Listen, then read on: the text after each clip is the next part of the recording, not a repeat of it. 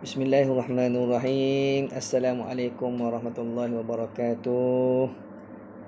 Alhamdulillah rabbil alamin, wassalatu wassalamu ala asyrafil anbiya wal mursalin sayyidina Muhammad wa ala alihi wa sahbihi ajma'in. Jadi alhamdulillah, syukur kepada Allah SWT kerana kita masih lagi diberi kesihatan untuk menunaikan ibadah puasa pada tahun ini. Banyakkan baca Quran, jangan banyak main game. Jadi dalam program Ihya Ramadan di sekolah kita ni, pada kali ini ustaz nak bawa satu cerita yang berlaku dalam bulan Ramadan ni, iaitu tentang peperangan Badar.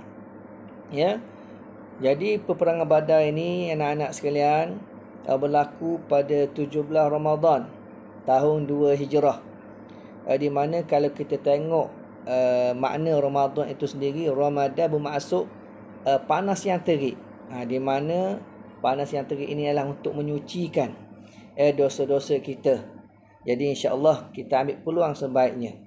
Jadi tentang kisah peperangan Badar ini berlaku pada 17 Ramadan. Ingat tarikh ni, 17 Ramadan tahun 2 Hijrah. Jadi pada asalnya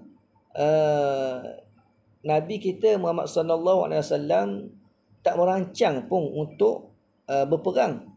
Jadi Nabi mendapat tahu ada satu rombongan kabilah berdagang yang diketuai oleh Abu Sufyan, iaitu balik berdagang daripada Syam nak kembali ke Mekah.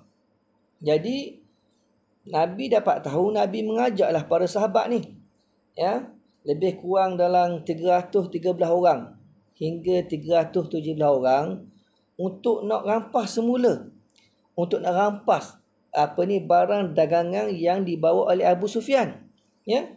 Sebenarnya harta-harta itu sebenarnya milik umat Islam juga. Kerana semasa penghijrahan umat Islam bersama Rasulullah dulu, banyak harta-harta mereka ini ditinggalkan di Mekah. Berhijrah dalam keadaan yang sederhana. Ada yang sehelai sepinggang, tak bawa apa-apa. Tapi ada di kalangan umat Islam pada masa itu yang dah ada harta di Mekah ni. Dah ada unta, ada kuda, mungkin ada ladang-ladang kurma. Jadi terpaksa mereka tinggalkan untuk berhijrah ke Yathrib ataupun Madinah.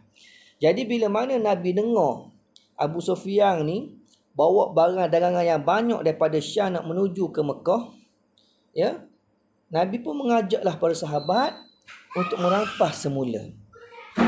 Kerana harta-harta ini adalah harta umat Islam itu sendiri. Lalu Abu Sufyan ini, dia dapat hidup, dia dapat merasakan yang Rasulullah ni ataupun kaum muslimin menyedari akan pergerakan beliau daripada Syam ke Mekah, bawa harta dagangan ni. Jadi Abu Sufyan ni rasa tak sedap hati. Tak sedap hati. Jadi ada para ulama mengatakan nilaian barang dagangan harta yang dibawa oleh Abu Sufyan ketika itu bernilai 150,000 dinar. Banyak tu. Jadi bila mana Abu Sufyan ni rasa tak sedap hati, dia pun kirimlah wakil dia yang bernama Damdam Ibnu Amr Al-Ghifari. Dia hantar ke Mekah, nak kabur ke Mekah ni yang kita ni tak selamat. Lalu didengari oleh Abu Jahal. Abu Jahal pun apa lagi? Dengan kemegahannya tu menyediakan 1,000 bala tentera untuk kaum musyrikin. Yang lengkap dengan senjata. Seramai 600 orang lengkap dengan baju besi. 100 tentera berkuda. 700 ekor unta. Manakala pada masa itu kaum muslimin hanyalah 2 ekor kuda sahaja. 70 ekor unta yang dinaiki para sahabat secara bergilir-gilir, dan selebihnya itu berjalan kaki. Itu sahaja. Tidak membawa kelengkapan yang lengkap. Kerana apa? Kerana pada asalnya bukan niat untuk berperang. cuma untuk merampas kembali barang dagangan yang dibawa oleh Abu Sufyan. Lalu bila mana Rasulullah sallallahu alaihi wasallam menyedari keberangkatan tentera musyrikin seramai lebih kurang 1,000 orang ini yang dipimpin oleh Abu Jahal, ya, Nabi memohon kepada Allah Subhanahu wa taala dengan doa yang panjang, ya. Jadi mafhum daripada doa tersebut, ya Allah, sekiranya kamu tidak memberi jaminan kepada kaum muslimin ataupun kelompok kami yang ada pada hari ini, ya, maka siapa lagi yang akan menyembahmu, ya Allah. Ya, panjanglah doa Rasulullah SAW ketika itu, dan sehingga datanglah sahabat Rasulullah Abu Bakar As-Siddiq, ya, berkata, cukuplah ya Rasulullah, aku yakin ya Allah memberi jaminan kemenangan kepada kaum muslimin. Ya, firman Allah Subhanahu wa taala, a'udzubillahi minasyaitonir rajim, inni mumiddukum bi alfin minal malaikati murdifin, aku menyediakan 1,000 para malaikat membantu kaum muslimin ketika peperangan Badar ini. Jadi secara ringkasnya, Ustaz nak bercerita, dalam peperangan ini, alhamdulillah, dengan bantuan para malaikat yang dikirimkan oleh Allah Subhanahu wa taala, kaum muslimin memenangi dalam peperangan ini, ya. Tetapi seramai 14 para sahabat telah syahid, manakala tentera musyrikin seramai 70 orang, manakala 70 orang lagi ditawan oleh kaum muslimin. Jadi daripada peristiwa ini juga, ketua musyrikin iaitu Abu Jahal juga terkorban dalam peperangan ini, ya. Ianya telah dicederakan oleh 2 orang remaja, Muaz dan Muawiz. Dalam peperangan ini, Muawiz sempat mencederakan Abu Jahal, tapi tak mati, ya. Jadi sebelum Muawiz menamatkan riwayat Abu Jahal ini, datang anak Abu Jahal, Ikrimah bin Abu Jahal, menghalang daripada remaja tadi membunuh Abu Jahal. Lalu remaja ini sempat bertemu dengan Rasulullah, ya, sempat bertemu dengan Rasulullah dan memberitahu pada Rasulullah, ya Rasulullah, aku telah sempat mencederakan Abu Jahal, tapi dia belum lagi mati, kerana aku dihalang oleh anaknya Ikrimah bin Abu Jahal.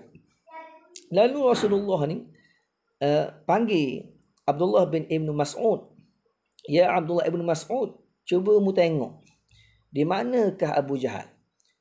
Mu tolong settle lah, mu dah cerita, cuma terita, ya, mati dah ke belum mati ke. Lalu Abdullah ibn Mas'ud mencari Abu Jahal dan bertemulah dengan Abu Jahal yang sedang parah tercedera kerana libasan pedang daripada remaja itu tadi.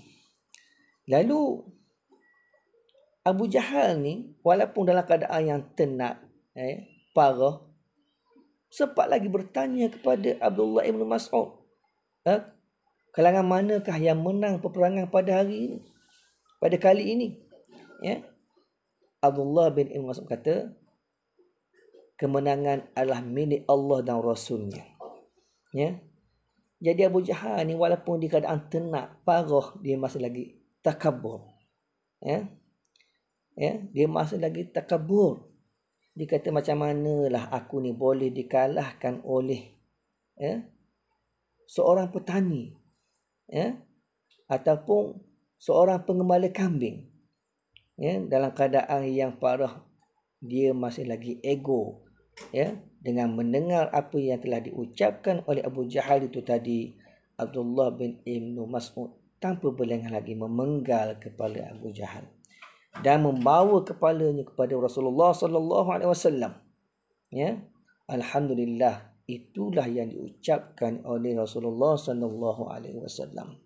Jadi ringkasan daripada cerita peperangan Badar ini, dapatlah kita mengambil pengajaran, pengiktibaran bahawa kita bersama pemimpin, taatilah pemimpin dalam melaksanakan apa jua yang telah ditugaskan oleh pemimpin kita. Di jalan yang membawa kepada kebaikan. Jadi secara ringkasnya, saya rasa setakat inilah dulu untuk kali ini. InsyaAllah apa yang baik itu datangnya daripada Allah Subhanahu Wa Taala. Apa yang kurang baik, yang tidak sempurna itu datangnya daripada kelemahan Ustaz sendiri. Jadi sama-sama kita mengambil pengajaran daripada kisah ini. Semoga kita terus taat kepada perintah Allah Subhanahu Wa Taala dan terus bersemangat, ya, mendirikan qiyamul lail, membuat perkara yang baik di dalam bulan yang penuh keberkatan ini. Aqulu qawli hadza astaghfirullahal azim li wa lakum. Wassalamualaikum warahmatullahi wabarakatuh.